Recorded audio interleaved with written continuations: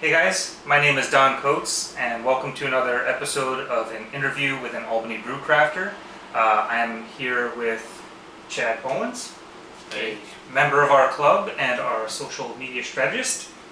And I'm going to start off right off the bat with, what the heck are we drinking here, Chad? Oh, this is my fourth wheat beer that I've done.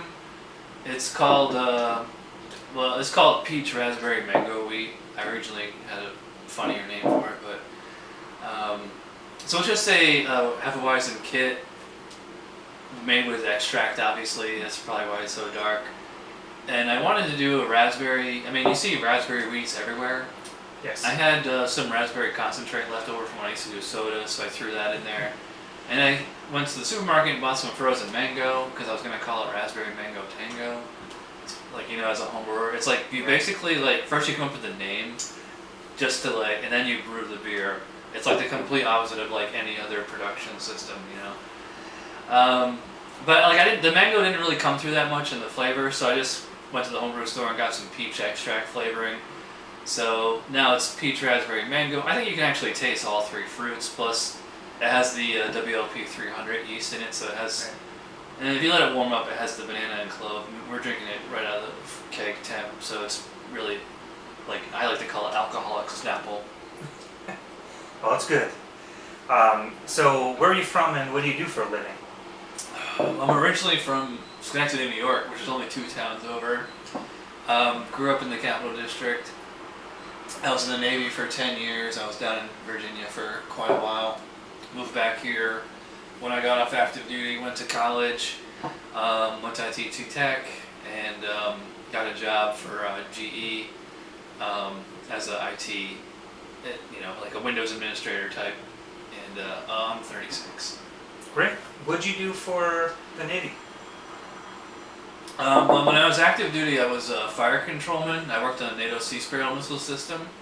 I was on the USS Wasp. It's an amphib out of Norfolk, Virginia. Okay. But when I was in the reserves, I was a construction electrician, and the reserve base is actually in Schenectady, so that was really easy. Sure. So, did you get into homebrewing first or craft beer? No, I got into craft beer first. In fact, when I was in the Navy, traveling all over the world, that had a lot to do with it. Going overseas, seeing beers they had there that you can't get here. And just because, as is, if you talk to any craft beer enthusiast, it's usually the same story of just I could never really get into fizzy yellow beer, and then somebody had something different, so, that's basically the story. Was it's for so long, but between going overseas, having stuff I couldn't get, and I actually live not too far from the commissary and the exchange, the Post exchange? package store that is like the beer and wine store. Mm-hmm. What I would do is I would actually once a week I would just go and get a different 6-pack of something I never heard of before. Mm-hmm. Like Boddingtons and Sam Smiths and even Carlsberg and stuff. So never heard of it. I want to try it.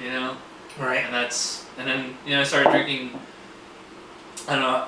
Somebody turned me on to Magic Hat number 9, and I got a Magic Hat 6-pack. It had some IPA in there, and also Sam Adams, and Saranac, And I just I never really paid attention to the names of the styles until I actually liked them. I was just oh, this one's good. What is this? Pale ale? And then other one would be India Pale Ale. I'm what's the difference?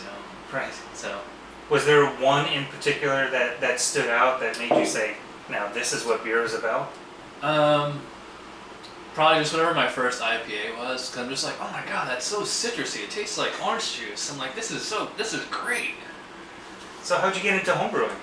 Well, I was friends with Chad Burdett, who's a member of our club, through this comic book store, and we were in a comic book club, and he homebrewed, and I don't by that time I was big into craft beer, and I already been doing Chad's beer reviews, and just people in the comment section were always you love beer so much, you should really start brewing. You'll get a whole different perspective on it. And I'm just yeah, it's just so much easier to go buy it though than to make it.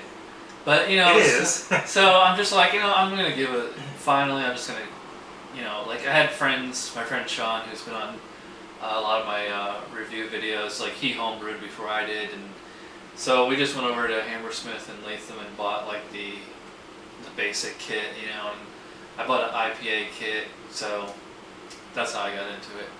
Great. So do you now do extract or all grain?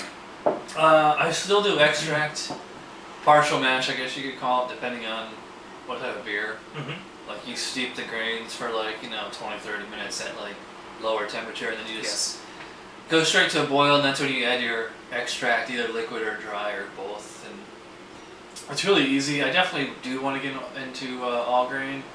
I just know it took me forever to get into home brewing. Right. Just doing extract. I know all the equipment that comes with doing all grain. Although I've seen other people do it, and it actually seems kind of easy. Like it's only like a 2-step process. Like you basically mash and then you boil. That's it. And like Aaron's system is amazing. If I ever bought a house, I'd want like something like that. But I'll get an all grain one of these days. Like actually, I'm writing a book right now. So with the money I make from that book, maybe I'll buy a all grain setup with that. Sure. Now, do you come up with your recipes yourself, or are you using kits? I know the answer. Yeah. Mostly kits, but I always try to tweak the kits. Like I'll swap out hops or swap out yeast. Like this IPA I have in the basement right now it was like a kit from the homebrew store, but it was like Northern Brewer hops and Galena or something like that, and I wanted to do an all Centennial hop. So I just swapped out for Centennials, plus I got some Centennials to dry hop with. So yeah, and I have come up with a few, like a black IPA I did. Like last winter I did this Trappin' Black IPA. It was based on a black IPA that me and my friend Sean did. I tweaked the recipe a little bit, and then I brewed it with fermented it with Belgian yeast, Trappist yeast, hence the name Trappin' Black. Although I wasn't really crazy about the way that beer came out. Right. What kind of equipment do you use? Well, I just a few months ago finally got a propane burner, so I hook it up to the grill outside. Now I can brew outside, or I just do it here on the stove. Just like big. I think it's like a 6-gallon pot. I have 2 buckets, and I have a bottling bucket, so I can have two beers. Actually, I have 2 beers in the basement fermenting right now. So it's pretty bare bones stuff. Are you fermenting in buckets or in carboys? Not in buckets. I rarely secondary. Okay. Maybe if I'm doing like a really big beer, I might do a secondary. Even though I do own a carboy. I know some people go straight into carboys. I like the buckets better just because they're easier to deal with. Sure.